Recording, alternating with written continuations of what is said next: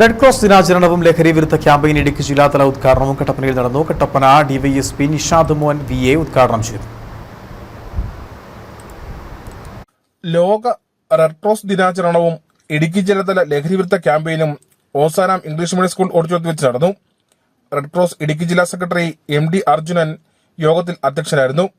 Kattappana DYSP VA Nishad Mohan ലോക red cross ദിനാചരണവും ലഹരി വിരുദ്ധ ക്യാമ്പയിനും ഉദ്ഘാടനം ചെയ്തു. ആൺപെൺ വ്യത്യാസമില്ലാതെ ഇന്ന് ലഹരിക്ക് അടിമപ്പെടുന്ന ഒരു കാഴ്ചയാണ് നമ്മൾ കണ്ടത്.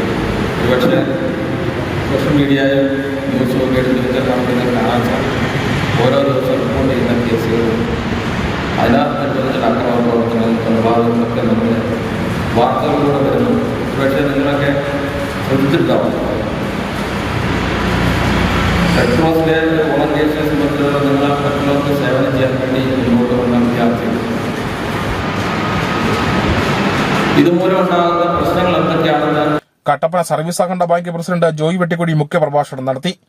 ഇടുക്കി ജില്ലാ JRC കോർഡിനേറ്റർ ജോർജ് ജേക്കബ് മുഖ്യപ്രഭാഷണം നടത്തി.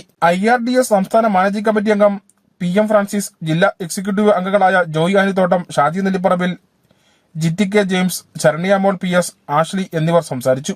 News bureau, Kattappana.